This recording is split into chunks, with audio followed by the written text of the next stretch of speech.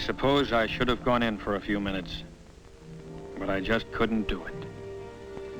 Burying someone from a family you've known from childhood, someone cut down in the prime of life, well, it's hard to take. I could say goodbye from here. Besides, I could do more good out on the road. I could keep trying to prevent other people from killing themselves in their cars and bringing to other families, like the Dixons in there, that heartbreak that never quite heals. It was hard to believe that just a few days before, the Dixon family had been as happy and contented a group of people as you'd find anywhere. Frank Jr. had just come home from college to give his dad a little help on the farm for the summer.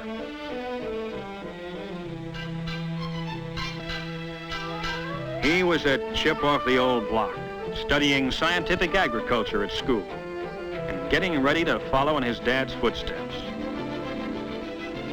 Frank's girl, Betty Hutchins, had been waiting for him, of course. Everyone knew they'd be getting married before too long. Mr. Dixon's new tractor had just arrived down at the Union Pacific freight station, and they all went down to inspect it. Frank's kid brother, Alan, had just taken his driving test a week before. Alan sure wanted to drive his dad's new tractor, but until he actually received the license, Dad Dixon wasn't letting him on the highway, not even on a tractor.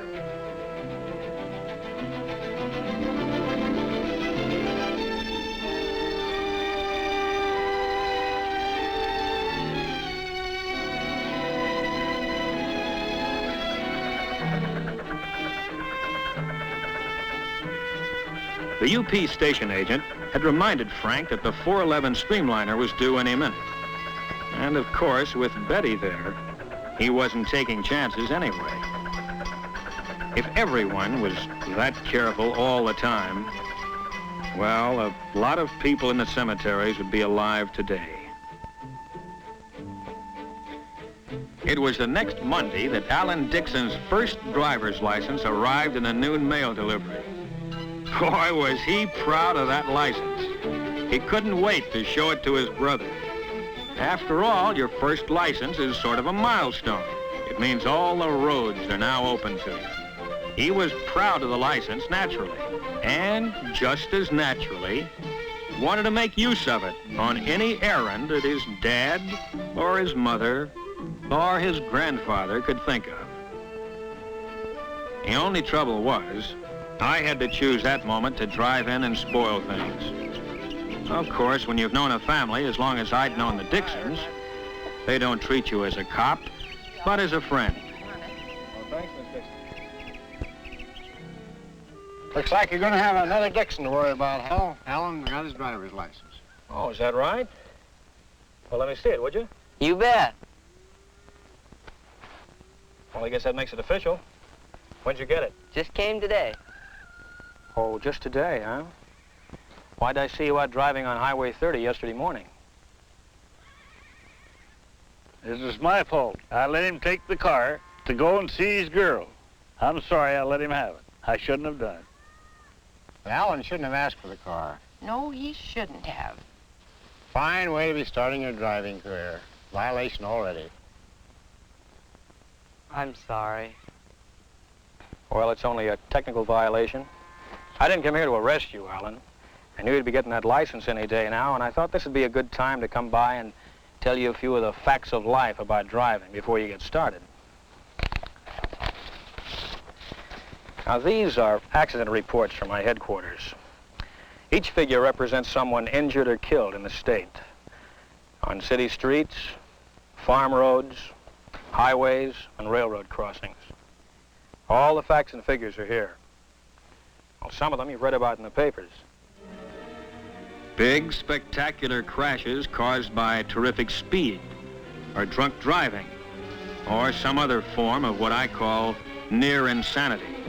But most people only squeeze the law a little, at stop signs, in restricted speed zones and the like. Little violations that most people get away with time after time. Maybe getting a ticket, or a warning like Frank Jr. did, but without getting hurt. But those little violations, those little chances you take day by day, that's where you start playing roulette with your life. You're taking a big gamble with your life when you violate a no passing line on the road. You're taking a big chance in the car in front when you follow too closely at highway speeds. Maybe a man will do these things 100 times in perfect safety. Squeeze the law and nothing happens. But don't forget that other law, the law of averages. Sooner or later, it catches up with you. Now, this accident was number 1 for the driver involved. First one he'd ever had. But it was his last one, too. He took one little chance too many. Frank is taking too many chances in his car. Oh, he'll be all right. Won't he, Al? He'll be all right if he takes to heart what I told him about signs. Signs of life. That's what stop signs and all the other road signs really are. And missing one of them as you drive along, or just ignoring it, well, that's one of those little things that kills people. Wherever there's a hazard on the road, there's usually a sign to tell you about it, like a curve warning, or a right-of-way sign, narrow bridge, signals ahead, do not enter, no passing, and many others. But for too many drivers, a stop sign like this, for example, has no importance unless they can see cars crossing the road ahead right now. A school crossing sign. For some drivers, seems to mean little or nothing, unless there are children actually crossing the street at that moment. As for railroad crossings, some drivers act as if the warning signs and tracks don't even exist, unless there's a streamliner passing by right in front of them. And even then, hard as it is to believe, there are many accidents where the driver ran past 3 warning signs and straight into the side of a moving train. It has happened in broad daylight, but it happens even more often at night. That's when the warning sign, the signal, the crossbuck are really your signs of life. Yes, the sign is still there, but you have to be twice as alert to see it. If you hadn't seen the signs, this train might come as a surprise to you.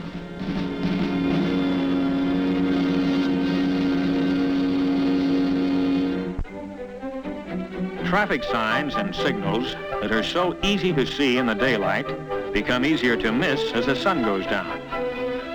Twilight is a dangerous time of day when things are half visible, half in deepening shadow.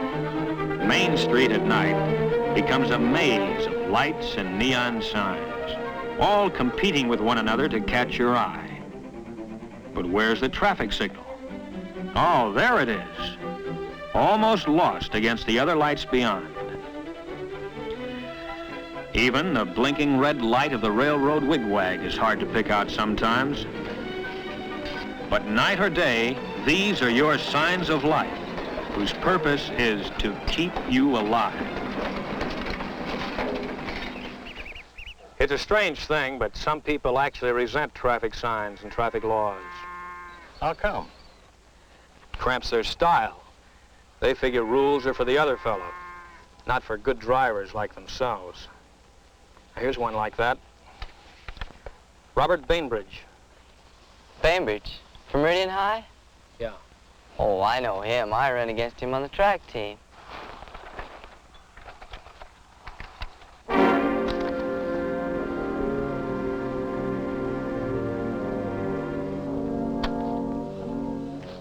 I knew him. I'm sorry, dear.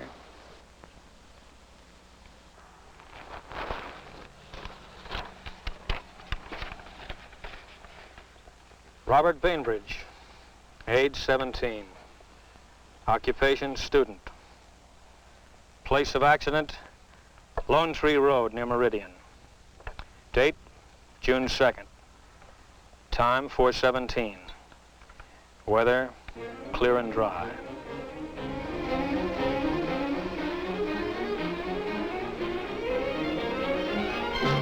I gave him the light and siren on Highway 41 when he was doing about 70. His first mistake was speeding. His second mistake is when he tried to outrun me.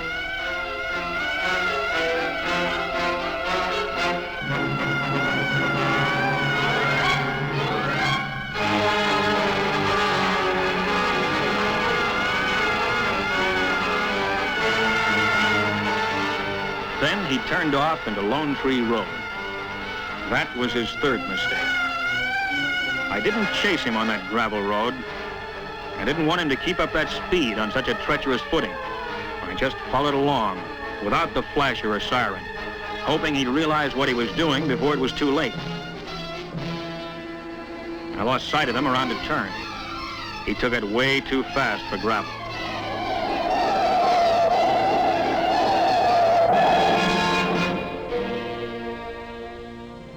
When I rounded the turn, the road ahead was empty. I knew what had happened even before I found the car. Of course, the boy had tried to stop when he felt his car going out of control, but he never had a chance.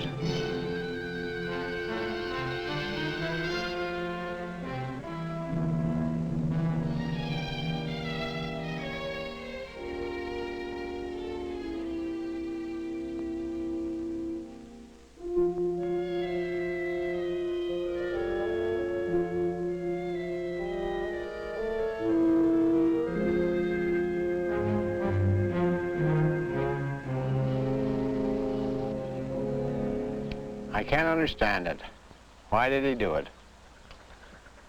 You tell me. That's one thing the reports don't show.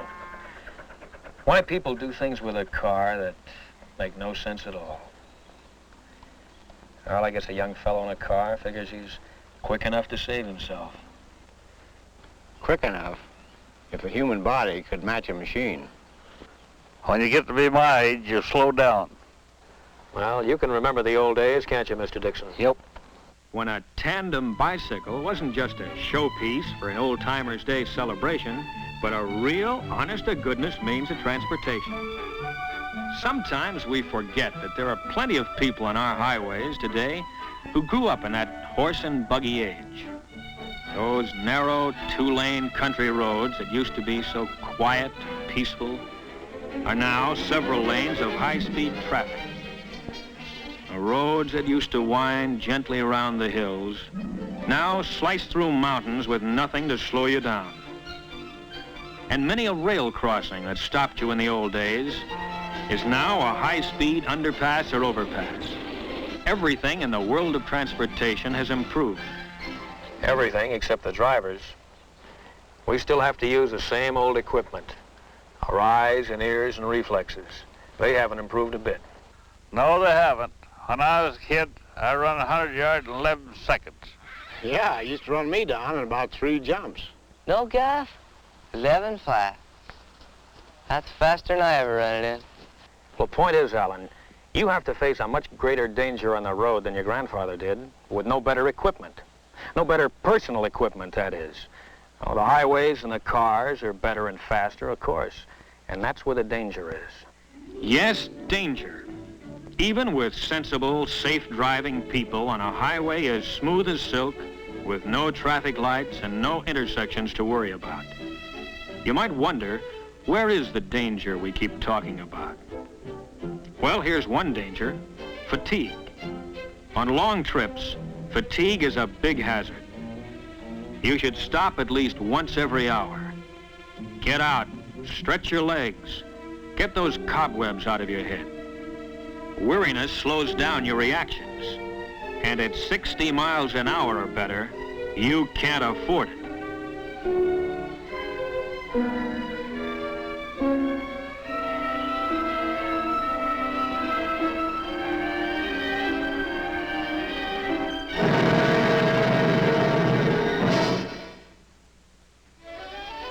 And here is still another danger: lack of attention to the road. Sure, it's an open highway. Maybe there aren't many cars, but it only takes 2 to tango. 40% of all expressway accidents involve a car that is already stopped, on the road, part way on, or not far enough off. This is an invitation to disaster.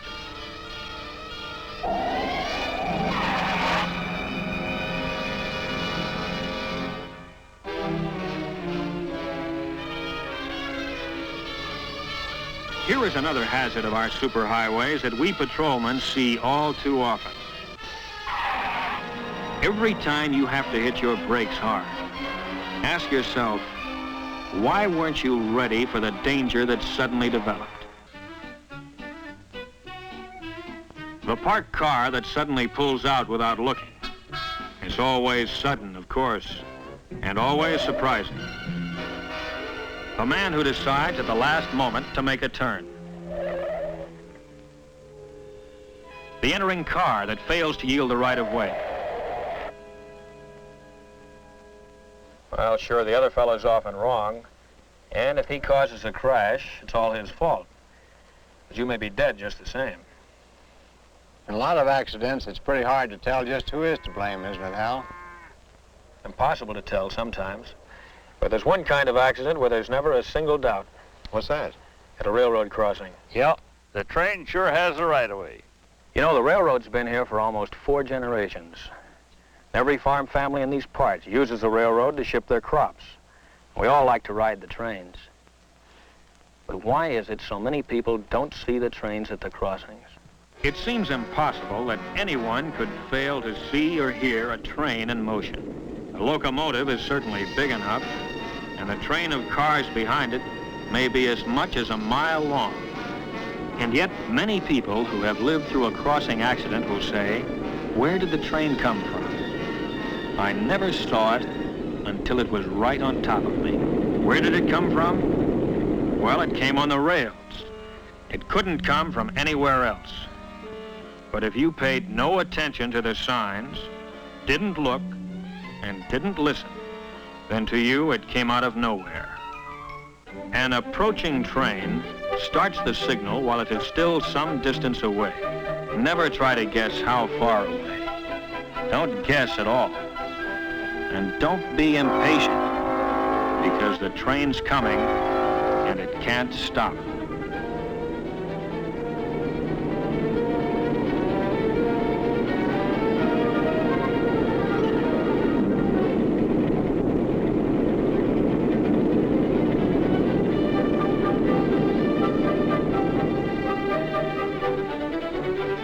Any signal in action means that a condition of fatal danger exists at this moment, at this crossing.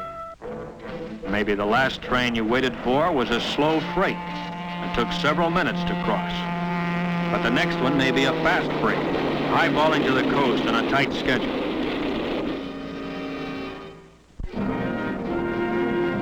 Remember that many freight trains today are faster than passenger trains of 15 years ago.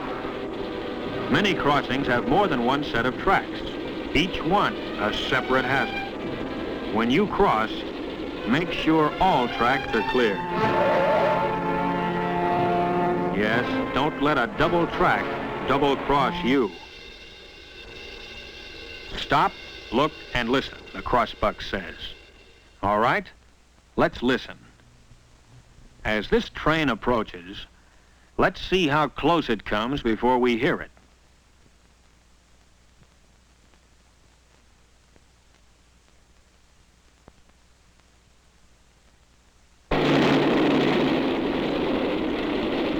Now, where did that train come from? Where does any train come from? It comes on the rails, of course. And who gets killed at the crossing? Someone who's crossed that same track at the same place 1,000 times before. But just one time, he didn't look. One time is all it takes.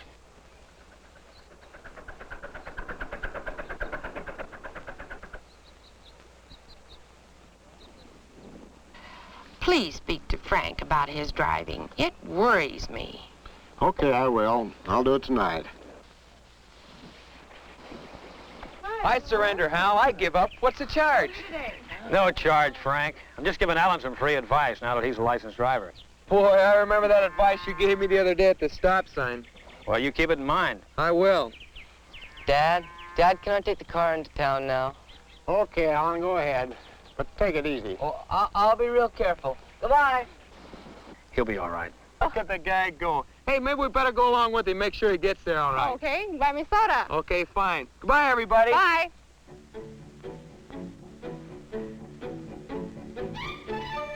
So, there went Alan with his new driver's license, and Frank and Betty right behind, on as nice a summer day as you could wish for.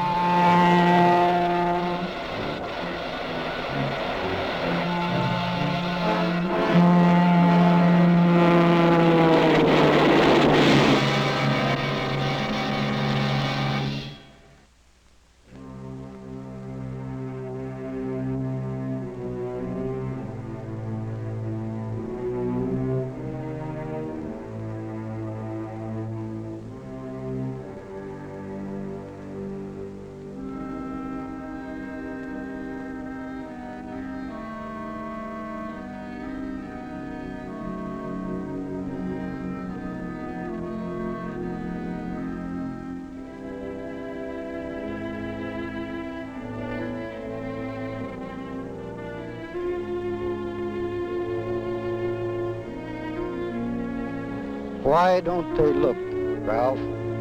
Tell me. Why don't they look? No, I didn't go in. Burying someone like young Frank Dixon is too hard to take.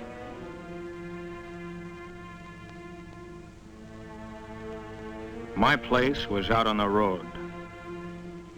Out on the road, I could at least try to keep other people from killing themselves in their cars. So if the next car I stop happens to be yours, don't tell me you were only speeding a little, only breaking the law a little, only doing something a little bit wrong. Save that for somebody else, brother, because I see too many little follies that end up with someone a little bit dead.